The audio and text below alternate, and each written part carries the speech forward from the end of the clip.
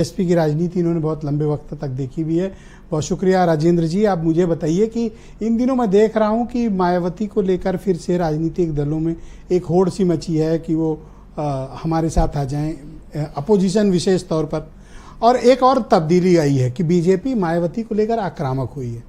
तो अब दो बातें हैं, या तो बीजेपी अपने ऊपर से टैग हटाना चाहती है कि देखो हमारा बीएसपी से कोई मतलब नहीं है, हमारे दुश्मन है वो, इसलिए हो सकता है कि एग्रेसिवली ये मायावती पर आरोप लगा रहे हो ताकि इस टैग से छुटकारा इनको मिल सके। या तो ये हो सकता है, और या तो उन्हें बात समझ में आ गई होगी कि ये बचा 9% हमारे पास आ जाए। आप क्या मानते हो?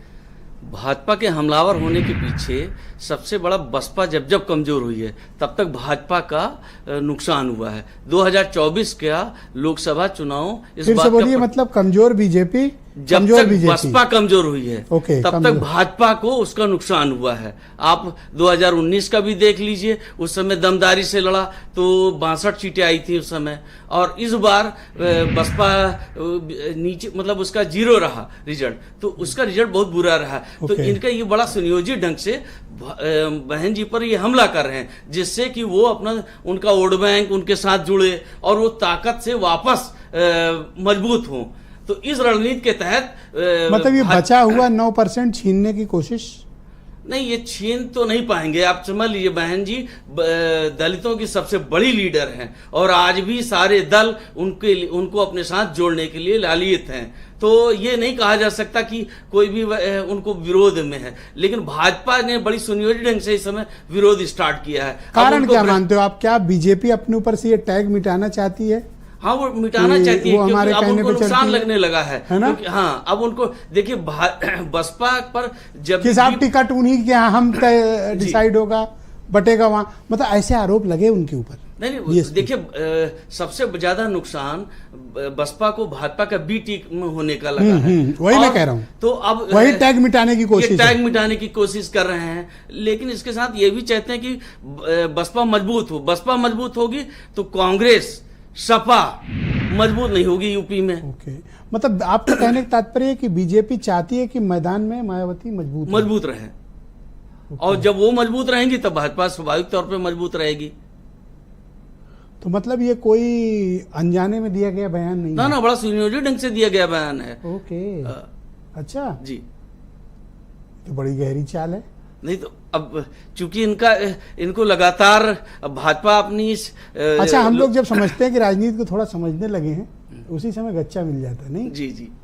तो ये आपके हिसाब से बड़ा सुनियोजित वेल प्लान्ड है। हाँ, देखिए जो कि ये जैसे भाजपा वाले बता रहे हैं बहन जी महाभ्रष्ट हैं। आज आपने जैसा अभी बताया, कहीं भी कोई भी मामला बोल सकता है बात जो मैंने बोली नहीं, कहीं भी कोई मामला, एक बस शुगर मिल वाला चल रहा, उसमें उनका भी अभी भूमिका नहीं है उसमें सीधे। तो ये लोग सुनियोजित ढंग से बहन जी को बदनाम करने का प्रयास स्टार्ट कर दिया है, और ये इससे दलित वोट बैंक कंसोलिडेट होगा। फिर जितना ये लोग बहन जी पे हमलावर होंगे, उल्टा भी तो पड़ सकता है। ये सब भाग के इंडिया ब्लॉक की तरफ भी तो जा सकते हैं कि भाई बीजेपी को रोको, इकट्ठे हो जाओ, अब तो बहन जी पे कुछ है नहीं। ये भी तो हो सकता है। एक चीज दांव उल्टा भी पड़ सकता है। देखिए बहन जी की 2024 में इंडिया गठबंधन के साथ न जाने की बहुत बड़ी राजनीतिक भूल थी।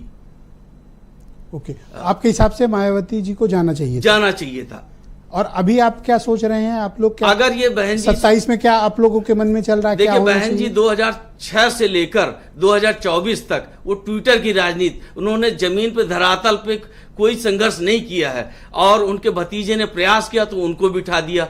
अब वो अपने राजनीतिक भाषण जो देते हैं पढ़ के देते हैं, इसका दलितों पर बहुत बड़ा इम्पैक्ट है। ऐसा नहीं है। कौन पढ़ के देता है? आकाश आनंद, आप देख लीजिए, अब पढ़ के अपना वो स्पीच दे रहे हैं। पहले वो देख नहीं पाए, पहले तो देखिए, पहले वो धारा प्रवाह बोलते थे एकदम जी, और उनके भाषणों ने तो बड़ा बज़ क्रिएट कर दिया। और सबसे बड़ी बात, दलित युवा प्रभावित था, दलित समाज प्रभावित था। देखिए जब से ये म्याऊं म्याऊं राजनीति बसपा ने स्टार्ट की, तब म्याऊं म्याऊं राजनीति, मतलब म्याऊं। हाँ, और ये क्या होता है? ये मतलब आपने झुक के कभी संघर्ष नहीं किया, सड़क पे नहीं बोले किसी, तो अच्छा शब्द है म्याऊं म्याऊं पर। हाँ, और चंद्रशेखर आजाद दहाड़ने वाली राजनीति कर रहा है।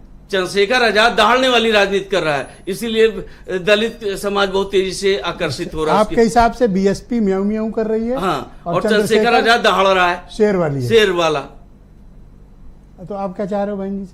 नहीं, बहन जी से हम लोग चाह ये रहे हैं कि वो धरातल पे आकर काम करें, और वो ट्विटर से नहीं चलेगा। अगर यही तरह हाल रहा तो 2010 उपचुनाव में 27 और 10 उपचुनाव का भी बहुत कोई असर नहीं पड़ेगा। ये रिजल्ट वही 24 और 22 वाला ही रहेगा। अच्छा, बीरेन जी भी आ गए। जी बीरेन जी, आप